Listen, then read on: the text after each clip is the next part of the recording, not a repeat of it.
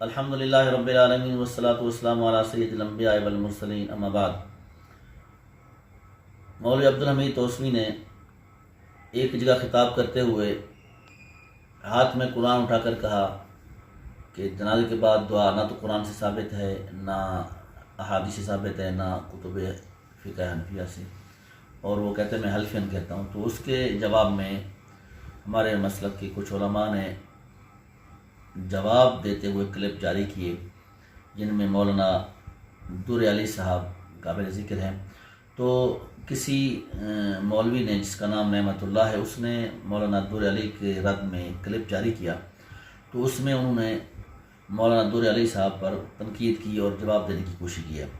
تو عرض یہ ہے کہ مولانا صاحب کو چاہیے تو یہ تھا کہ وہ دلائل پیش کرتے قرآن اور احادیث سے کہ جنازے کے بعد دعا نہیں ہے، لیکن قرآن حدیث سے دلیل دینے کے بجائے کچھ فقہا کی باتیں پیش کی ہیں اور اس سے دھوکہ دینے کی کوشش کی ہے کہ دیکھو فقہا کہتے ہیں کہ جنازے کے بعد دعا نہیں ہے۔ اور پھر انہوں نے مولانا صاحب کی ایک دلیل پر رد کرتے ہوئے جنہوں نے بحر الرائق سے لکھا ہے کہ ولا یدعو بعد التسلیم فقال فضل لا باس بہ، تو کہتا ہے لا باس جو ہے نا یہ مکروہ تنزیہی کے لیے ہے۔ تو انہوں نے اس بطور حوالہ شامی کا نام لیا اور صفحہ نمبر بتایا، لیکن وہ عبارت نہ پڑھ کے خیانت کا مرتکب ہوا۔ وہ اگر عبارت پڑھتا تو پتہ چل جاتا کہ شامی نے کیا لکھا ہے۔ یہ میرے سامنے شامی ہے، اس کا صفحہ 111 ہے۔ وہ فرماتے ہیں کہ ان کان الغالب استعمال فیما ترکہ اولا لکنھا قد تستعمل فی المندوب کما صرح به فی البحر من الجنائز والجہاد۔ وہ کہتے ہیں یہ غالب جو ہے ترک اولا پر استعمال ہوتا ہے، لیکن کبھی جو ہے نا یہ مندوب کے لیے بھی استعمال ہوتا ہے، جیسا کہ صاحب بحر نے جنائز اور جہاد میں اس کی تصریح کی ہے۔ اور اسی طرح یہی بات مولانا عبدالحی لکھنوی نے مقدمہ عمدۃ الرعایہ میں بھی یہی بات نقل کی ہے۔ اس کا صفحہ نمبر 15 ہے، آپ اس کو دیکھ سکتے ہیں۔ اور پھر مولانا صاحب نے جب دلیل نہ بنی تو اس بنیاد پر یہ مکروہ تنزیہی ہے وغیرہ۔ عرض یہ ہے میں مولانا صاحب کو یہ چیلنج کرتا ہوں اور بتاتا ہوں کہ جن فقہا نے جنازے کے بعد دعا کے متعلق ہے بھی نہ کھڑیں نہ مانگیں دعا، تو وہ یہ سلام کے بعد والی دعا نہیں ہے۔ یہ چیلنج ہے میرا۔ اگر وہ صرف یہ سلام کے جو لفظ ہیں صرف بحر الرائق میں ہیں، بحر الرائق والوں نے خلاصہ سے نقل کیا ہے، خلاصہ الفتاویٰ سے، یہ خلاصہ الفتاویٰ موجود ہے، اس میں آپ مجھے وہ اگر لفظ دکھا دیں تو میں اپنے موقف سے دستبردار ہو جاؤں گا۔ تو اس میں یہ لفظ نہیں ہے، یہ کیسے آئے، یہ کس کی غلطی ہے، یہ بات کا معاملہ ہے۔ اور دوسری بات یہ کہ جہاں لا یقوم داعین آیا ہے، یہ لا یقوم داعین کا کیا مقصد ہے؟ یہ جامع الرموز ہے۔ یہ ہمارے فقی صاحب لکھتے ہیں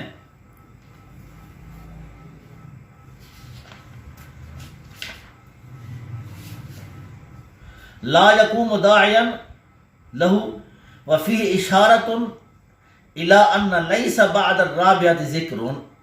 اصل میں جو ہے نا ہمارے احناف اور شوافع کے نزدیک اس بات میں اختلاف ہے کہ چوتھی تکبیر کے بعد سلام سے پہلے دعا مانگ سکتا ہے یا نہیں مانگ سکتا۔ شوافع کہتے ہیں کہ وہ مانگ سکتا ہے، احناف کہتے ہیں نہیں مانگ سکتا۔ تو جہاں ہمارے بزرگوں نے، ہمارے فقہا نے اس کو لکھا کہ لا یقوم داعین، تو وہ اسی دعا کا کہہ رہے ہیں جو سلام سے پہلے ہے، مبسوط سے لے کر عالمگیری تک۔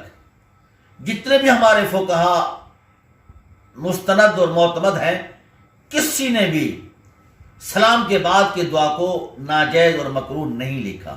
اور جہاں لا یقوم ہے وہاں مراد، جیسے علامہ صاحب جامع الرموز لکھتے ہیں کہ اس کا مقصد یہ ہے کہ چوتھی تکبیر کے بعد سلام سے پہلے دعا نہیں مانگنی چاہیے۔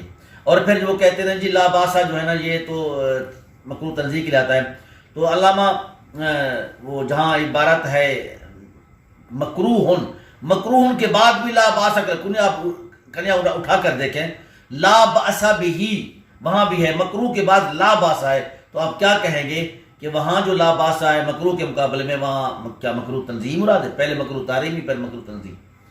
اور پھر اگلی بات جو ہے، میں نے اور مولانا صاحب نے ان سے یہ سوال کیا تھا کہ آپ اس کو بدعت کہتے ہیں، آپ کہتے ہیں کہ یہ حدیث سے ثابت نہیں ہے، یہ اللہ کے نبی پر بہتان ہے، بے حدیث یہ ثابت نہیں ہے. تو میں نے پہلے بھی عرض کیا، دوبارہ کہتا ہوں، یہ مقالات ہے مولانا مفتی فرید صاحب کا. وہ یہ کہتے ہیں کہ اگر کوئی یہ کہے کہ یہ دعا اللہ کے نبی سے ثابت نہیں ہے، حدیث سے ثابت نہیں ہے، تو وہ یہ کہتے ہیں کہ یہ بہتان ہے، یہ بہتان ہے. آپ یہ نہیں کہہ سکتے کہ یہ دعا اللہ کے نبی سے ثابت نہیں ہے. لکھے اگر کوئی یہ دعویٰ کرے کہ پیغمبر علیہ السلام اور سلف صالحین نے یہ دعا نہیں مانگی ہے تو یہ پیغمبر علیہ السلام پر افتراء ہے. آپ کہتے ہیں کہ پیغمبر علیہ السلام نے دعا نہیں مانگی، یہ مول صاحب کہتے ہیں اگر کوئی یہ کہے کہ پیغمبر علیہ السلام نے دعا نہیں مانگی تو پیغمبر پر بہتان ہے. اب فیصلہ آپ نے کرنا ہے، آپ سچے ہیں یا آپ کا مولوی فرید سچا ہے. ایک پر آپ نے فتویٰ لگانا ہوگا، یا آپ جھوٹے ہیں یا آپ کے بڑے جھوٹے ہیں. اور یہ ان کی کتاب ہے فتاوی فریدیہ، اس میں ان سے یہ سوال کیا گیا کہ آپ اس کو کبھی جائز کہتے ہیں، کبھی آپ اس کو کسر الصفوف کے بعد جائز کہتے ہیں، کبھی آپ کہتے ہیں یہ سنت ہے. تو جواب میں یہ فرماتے ہیں کہ السلام علیکم کے بعد واضح رہے کہ بدعت اس چیز کا نام ہے جو کہ خیر القرون میں نہ بے نفسی موجود ہو اور نہ بے دلیل ہی موجود ہو. پس حیال اور دعا بعد الصلاۃ والجنازہ اور اردو وغیرہ میں قرآن کا ترجمہ کرنا اور مدارس بنانا اور تالیف و تصنیف کرنا بدعت نہ ہوں گے. آپ بدعت کہتے ہیں، آپ کا مولوی صاحب کہتا ہے کہ دعا بعد الجنازہ، دعا بعد الصلاۃ یہ بدعت نہیں ہے. تو سچے آپ ہیں یا آپ کا مولوی ہے. یہ مولوی احمد حسن کانپوری ہے، فتاوی مظاہر علوم، وہ بھی اس کو مستحب اور جائز کہتا ہے. آپ کہتے ہیں جی ہمارے کم علماء جو ہے نا وہ اس کو جائز کہتے ہیں. اکثر اس کو جو جائز کہتے ہیں ان کے بارے میں فتویٰ لگائیں کہ انہوں نے بدعت کو جائز کیوں کہا. اور پھر یہ میرا ایک سوال ہے، دعا ایک اچھا عمل ہے، اگر آپ کے بقول یہ بدعت ہے تو جیسے آپ فقہا کے حوالے پیش کرتے ہیں، میں ایک فقیہ کا حوالہ پیش کرتا ہوں، تو ذرا اس پر غور کر کے دیکھ کہ کیا یہ خلاصۃ الفتاوی ہے، اس کا صفحہ نمبر 213 ہے، جلد اول ہے.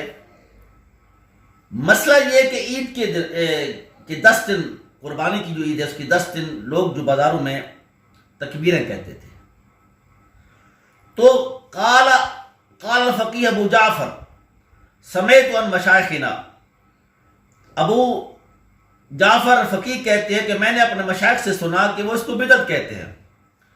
والذی عندی انہ لا ينبغی، وہ کہتے ہیں میرے لیے کہ یہ بات ہے، یہ مناسب نہیں ہے کہ آپ لوگوں کو منع کریں. کیوں؟ لقلت رغبتہم عن الخیرات، لوگ نیکی کی طرف نہیں آتے، ان کی رغبت کم ہے. اگر کوئی نیکی کر رہا ہے، اللہ کا ذکر کر رہا ہے، تو آپ ان کو منع نہ کریں. ایک جگہ وہ بدعت کہتے ہیں پھر منع بھی نہ کریں، آپ کہتے ہیں کہ بدعت ہے آپ نہ کریں. بھئی اگر فقہا کی بات مانی تو اس فقیہ کی بات بھی مانیں جو یہ کہتے ہیں کہ تکبیرات بازار میں کہنا تو بدعت ہے لیکن ہے تو نیکی کا کام، لہذا ان کو منع نہ کریں. اور پھر یہ آپ کے حکیم الامت تھانوی صاحب سے سوال ہوا کہ عیدین کے بعد جو دعا مانگی جاتی ہے اس کے بارے میں کوئی دلیل ہے. تو اب جو بات تھانوی صاحب نے لکھی ہے آپ اس کو سنیں اور پھر فیصلہ کریں کہ جو چیز آپ کے مولوی جائز کہے سنت کے وہ سنت بن جائے، اور جو ہم کہیں ہم بدعت کرتے ہیں.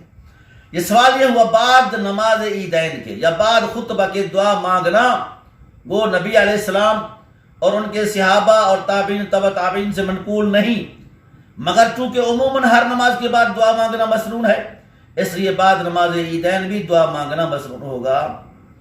اب آپ بتائیں جو چیز اللہ کے نبی سے ثابت نہیں، جو صحابہ سے ثابت نہیں، تابعین اور تبع تابعین سے ثابت نہیں، تو وہ مسنون سنت کیسے ہوگا؟ آپ کے وہ شعیب علیہ السلام کی قوم کی طرح 2 قسم کے آپ کے پاس ترازو تھے اور گز تھے، لینے کے اور تو دینے کے اور.